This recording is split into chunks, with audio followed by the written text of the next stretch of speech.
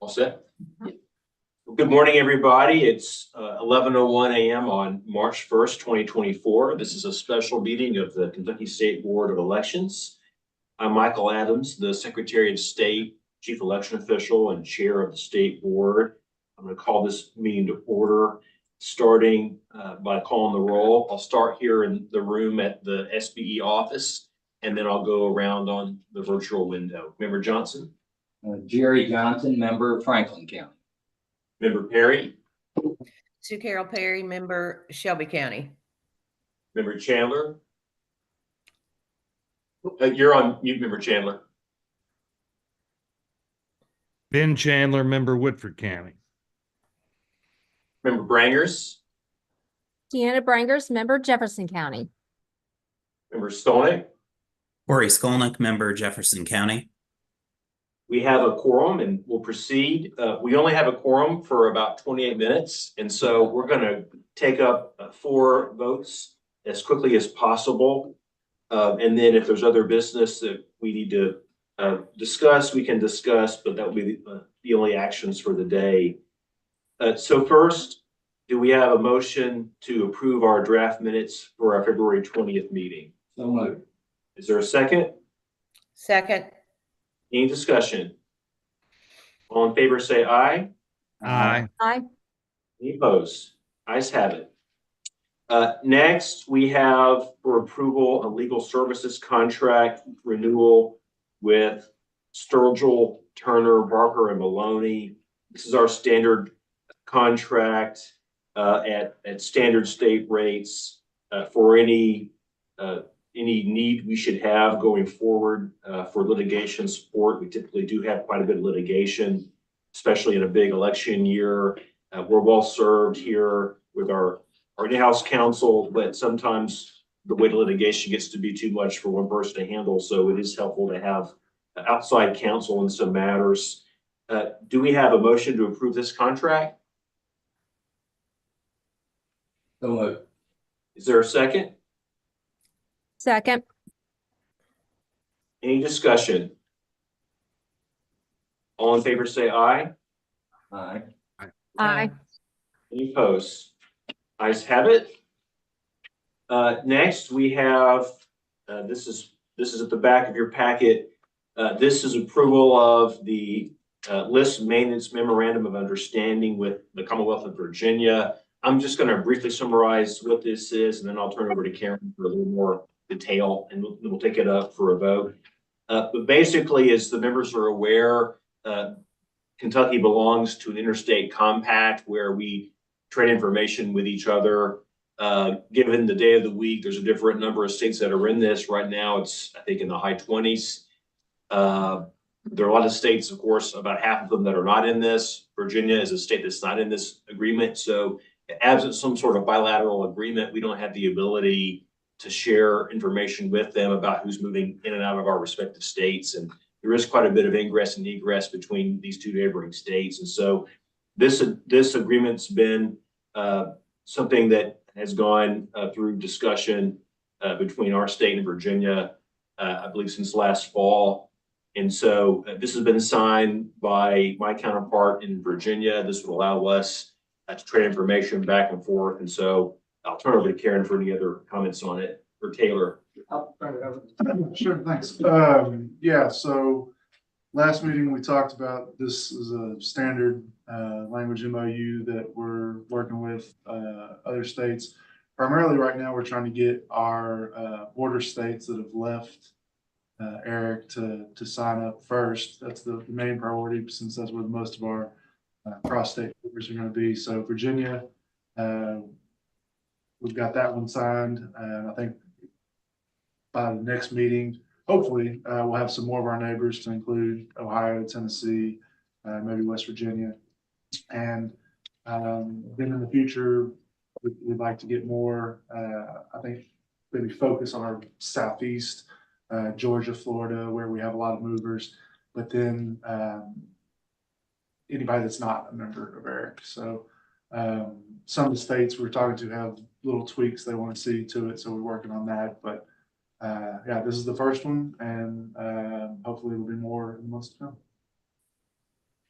Do we have a motion to approve this memorandum of understanding and authorize our executive director to execute it? So moved. Is there a second?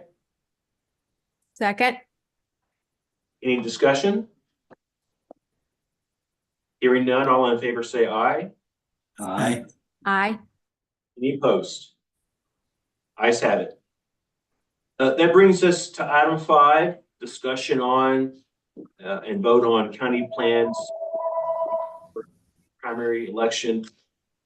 We have 51 county plans remaining that we have not previously approved as of, I think, finally the 51st of them.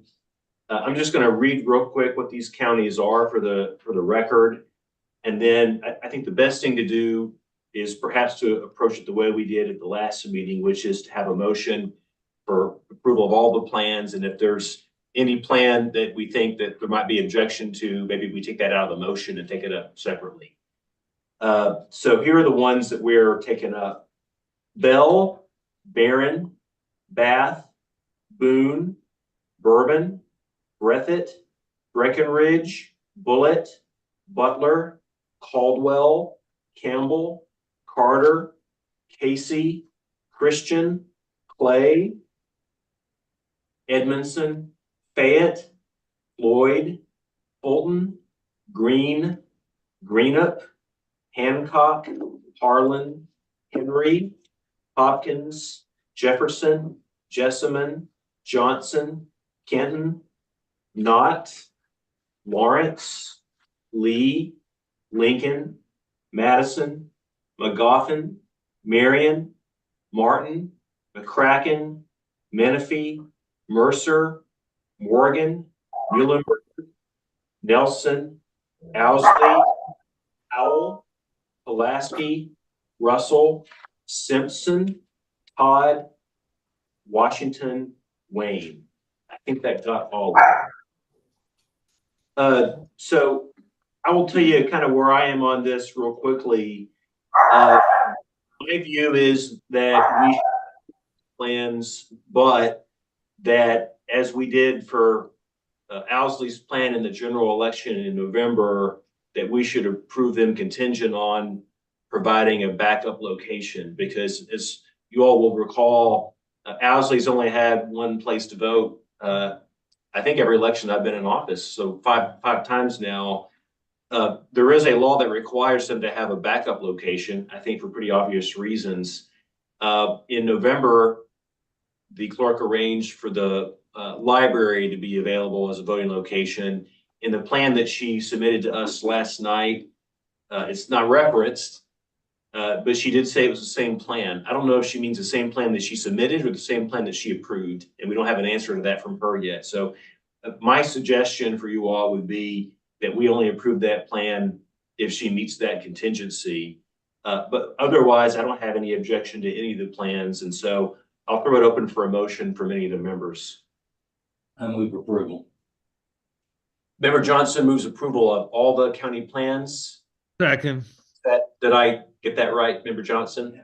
Are you moving for approval of Owsley contingent on? Contingent upon their providing the backup Okay, location. very well. Is there a second for that motion? Second. Okay. Okay, any discussion? Does any member object to any of the one county plans that we need to take out, or can we take up all 51? Okay. All right, so we have the motion on the floor. Any discussion? All in favor, say aye. Aye. Aye. Any opposed? Ayes have it. Well, that is the meat of our meeting today. We made pretty good time. We do need a closed session. I'm advised by counsel to discuss pending litigation. Do we need to discuss security as well? Okay, so just the pending litigation.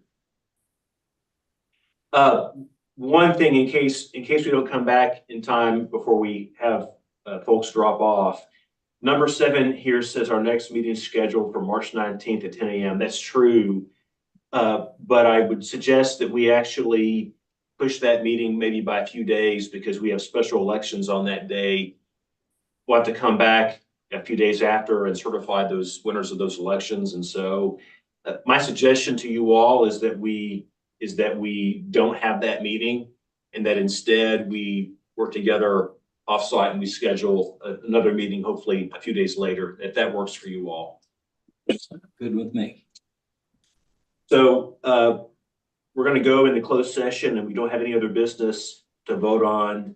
Once we come out, we'll come back in and vote to adjourn, and that's all we got.